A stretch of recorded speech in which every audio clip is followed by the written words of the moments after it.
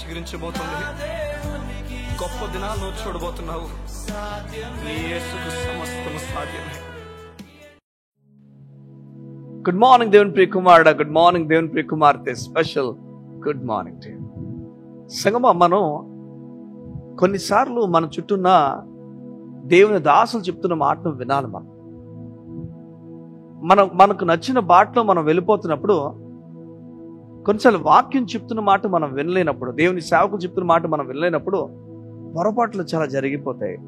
ఆ పొరపాట్ల నుంచి నేర్చుకున్న దానికన్నా మునుపు దేవుని మాటలో పొరపాటుని చెప్పినప్పుడు దాని వైపు వెళ్ళకపోవడం మంచిది. ఈ ఉదయం దేవుడు నీతో మాట్లాడుతున్నాడు. ఈ మాటతో నేను ప్రారంభించానంటేనే ఖచ్చితంగా ఇది నీకు అవసరం అని. ఈ మధ్యకాలంలో నువ్వు వీళ్ళ మాట వెంటనే వారి ప్రకారం వెళ్తున్నావేమో. దేవుని మాట ప్రకారంగా, దేవుని సేవకులు మీ జీవితంలో చెప్తున్న మాట ప్రకారంగా కాకుండా మీరు నడుచుకుని వెళ్ళిపోతున్నారా? మీ బాట మీరు తీసుకుంటున్నారేమో. లేదు, సేవకులుగా దేవుడు మమ్మల్ని పెట్టినప్పుడు దానికి కారణం వాక్యము ద్వారా మీకు బలం అందించడానికి, మీ మార్గాలు వాక్య ప్రకారంగా నడవడానికి మేము సహాయం చేయబోతున్నాం. ఈరోజు దేవుడు ఉదయం మాట్లాడుతున్నాడు నీతో. ఇజ్రాయెల్ దేశం అంతా కూడా యోర్దాను నది దాటడానికి చాలా సమీపంగా ఉంది. ఇంకా కాసేపట్లో మోషే చనిపోతాడు, ఇంకా అయిపోద్ది. దానికి మునుపు మోషే మాట్లాడుతున్నాడు. ఈ మాట్లాడుతున్నాడు ఒక మాట చెప్తాడు, మీరు యోర్దాను నది దాటిన తర్వాత అక్కడ ఉన్నత దేవులు అనాకీలు ఉండబోతున్నారు, గొప్ప వారిని ఎవరు ఎదిరించలేరు అన్న మాట మీరు విన్నారు కదా, వారు బలమైన వాళ్ళని విన్నారు కదా, అక్కడ ఆకాశం అంటూ ప్రాకారం ఉండబోతున్నారు మీరు విన్నారు కదా. అది గుర్తుపెట్టుకోండి, అక్కడికి వెళ్ళడానికి భయపడద్దు. యోర్దాను నది ఎలాంటి నది అంటే భయమా, ధైర్యమా, విశ్వాసమా, అవిశ్వాసమా? యోర్దాను నది ఒక వ్యక్తి దాటాడా, దేవుడు మీద మనసు పెట్టుకొని దాటాడు అంతే. దేవుడు చూసుకుంటాడు, ధైర్యంతో దాటాడు. యోర్దాను నది యువతలు ఉండిపోయాడా, భయంతో ఉండిపోయాడు. నీ జీవితాన్ని కట్టేది యోర్దాను నది దాటినప్పుడే. యోర్దాను నది విశ్వాసానికి సూచనగా ఉంది ఈ ఉదయమున.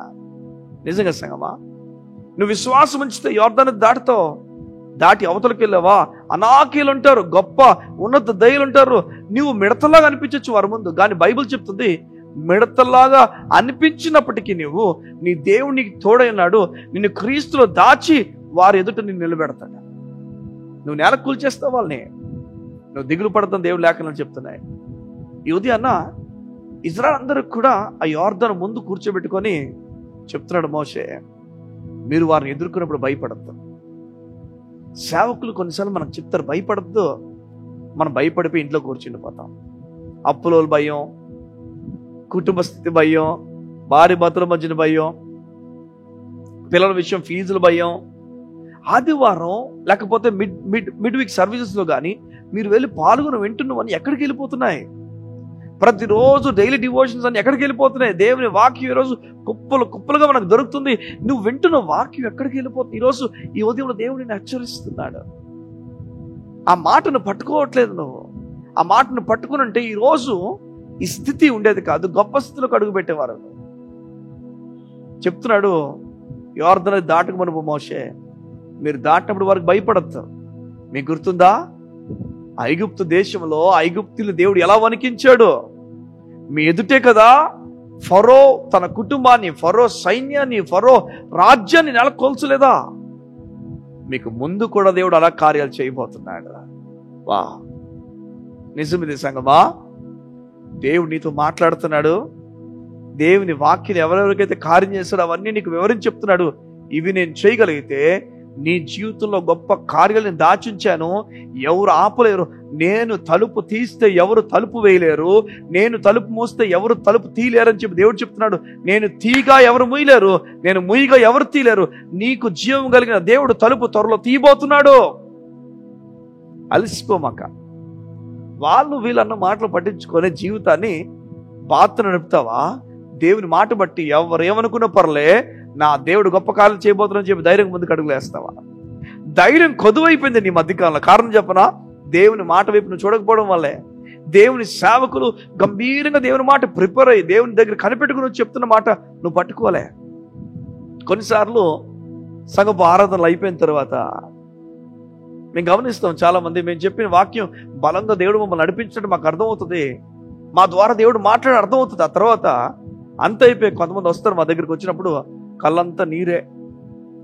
ఏడు చేస్తుంటారు. ఎందుకు ఏడుస్తున్నారు? కారణం అంటే ఈ సంగతి జరుగుతుంది, దీనికి ఏం చేయాలో అర్థం కావట్లేదు. ఇంతవరకు వాక్యం ఏం విన్నావు నువ్వు? ఎక్కడికి వెళ్ళిపోయావు? ఏమేం చెప్పనా? ఆ సమయం మీరు వాక్యం వినలే, ఆ పరిస్థితే వారి హృదయంలో ఉంది. దాన్నే మనసు నిండా నింపుకున్నారు. యువతి అన్న కేవలం అలా వీడియో ప్లే చేసేసి వదిలేశారేమో, దాన్ని ప్లే అవని అని చెప్పేసి వదిలేశారేమో.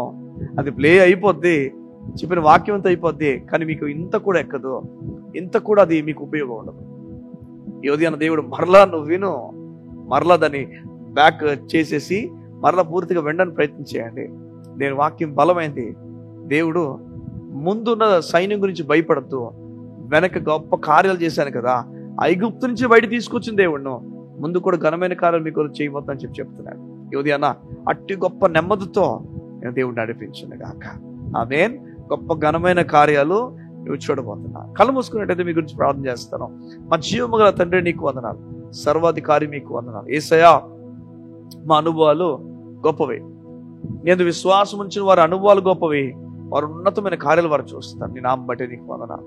ఈరోజు ఎవరైతే నిరసించిపోయారో, ఎవరైతే అనాథులుగా విడవబడ్డారో, ఎవరైతే తక్కువ చూపబడ్డారో వారంతా నువ్వు మాట్లాడావు. భయపడద్దని, యోర్దాను అనేది దాటాలని, దాటడం విశ్వాసంతో అవుతుంది కానీ అవిశ్వాసంతో అవ్వదని నువ్వు మాట్లాడి హెచ్చరించి చెప్పావు. నీకు వందనాలు.